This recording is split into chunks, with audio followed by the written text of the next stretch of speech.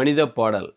மேமோதி மதி மேதின மீனமானமே ஓ மூல மகி மாகமகோ மகி மமே தீமாதி மதி மாதி மதி மதி மமே திமதி மதி மமே ரிமதி மதி மமே நு மாகமகி மாவிமலா மதே மனே ಕಾಮನು ಮನೆ ಘನಗೀನ ಮಾನಮೇ ಕಿಲವೋಲಿ ಕಲಿಕ ಚಾಮಜ ಬೀಸಬಾರರು ತಕದೀದರಾದರು ತತ್ತಾಮಿತಾಲೋ ತಮಿತ ತತ್ತಾಮಿತಾಲೋ ತಮಿತ ತತ್ತಿಕೋಲೋ ತಮಿತ ತತ್ತಾಮಿತಾಲೋ ತಮಿತ ತತ್ತಿಕೋಲೋ ತಮಿತ ಕಲತಿಕ ಮತ ಕಲೋ ತಮಿತ ಕಿ ಮಾದಿಗಲಿ ಕಾಮಗಲೋ ಗಮೆ ಗಮಾ ಕಾಮ ಗಗಲಿ ಗಾಮ ಗಬಿ ಗಮ ಗಜಾ ರಜಿಕೋ ಮಿಚಿಕ ಚಿಕೋಲಿ ಚಕ ಚಿಕ ಮಾ ಚಿಕ கச்சினோ கச்சி கச்சினோ கச்சினா செமீச்சனோ. அப்படியே அந்த அந்த ராகத்தை மாற்ற முடியுமா? ராகமா மெட்டா எனக்கு அது தெரில. எதை மெட்டு என்று சொல்ல வேண்டும், எதை ராகம் என்று சொல்ல வேண்டும் என்று சரியாக தெரியவில்லை. அதெல்லாம் இந்த உங்களுக்கு புரிய வைப்பதற்கு அப்போ அதை மாற்றணும். அந்த பாட்டை மாற்றிக்கிட்டே போகிறதுக்கு முயற்சி பண்ணுங்கள். ஒரு 2 நிமிஷம் பாடினா போதும். ஒரு பாட்டை வந்து 2 நிமிஷம் பாடினா போதும். அப்படி 5 நிமிஷம் பாடணுங்கிற அவசியம் இல்லை. இன்னும் பார்த்தா ஒரு ரீல்ஸ் எல்லாம் பார்த்தீங்களா, 2 நிமிஷம் தான். ஒரு 2 நிமிஷத்தில் மக்களுக்கு அது ரொம்ப பிடிச்சிருக்கு. ஒரு 2 நிமிஷத்தில் ஒரு கதையை சொல்லு, 2 நிமிஷத்தில் ஒரு பாட்டு பாடு, 2 நிமிஷத்தில் ஒரு ஓவியம் வர, 2 நிமிஷத்தில் ஒரு கவிதை எழுது, போதும். அது 4 வரியை ஒரு கவிதை எழுதுறதுக்கு 2 நிமிஷம் போதும்.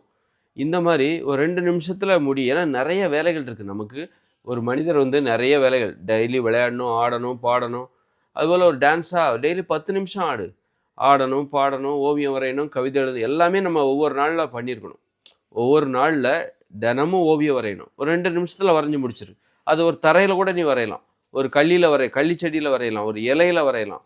அந்த மாதிரி தான் அதாவது வியாபாரமாகாத ஒரு ஓவியம். கலைகள் வியாபாரத்திற்கு அல்ல. அதை வியாபாரமாக்கக்கூடாது. அது உண்மையான கலையாக இருக்க முடியாது.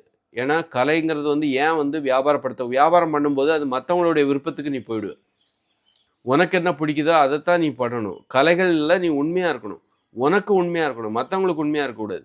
நீ ஒரு ஓவியம் வரைகிற அப்படின்னா நீ அதை விற்பனை செய்யும்போது பார்வையாளருக்கு என்ன பிடிக்கும் அப்படிங்கிறத யோசிக்க ஆரம்பிச்சிடுவேன். அவருக்கு இப்படி தான் பிடிக்கும், இப்படி பண்ணால் தான் பிடிக்கும், இந்த ஃப்ரேம் போட்டால் தான் பிடிக்கும், இவ்வளோ பெருசாக பறஞ்சால் தான் பிடிக்கும், இந்த வண்ணங்கள் பிடிக்காது, இந்த சப்ஜெக்டை எடுப்போம்.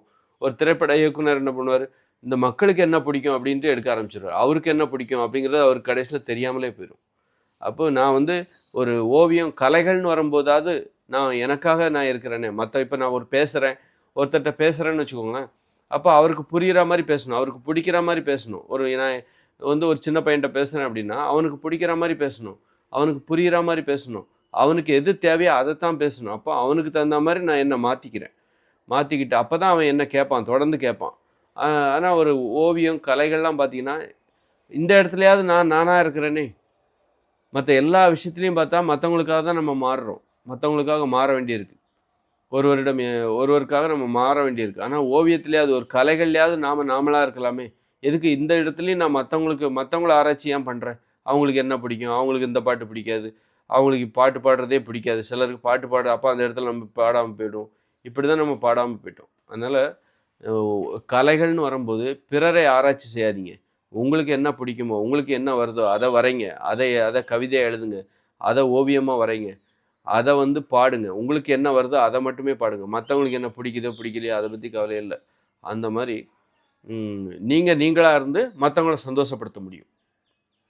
இதுதான் கலைகள்.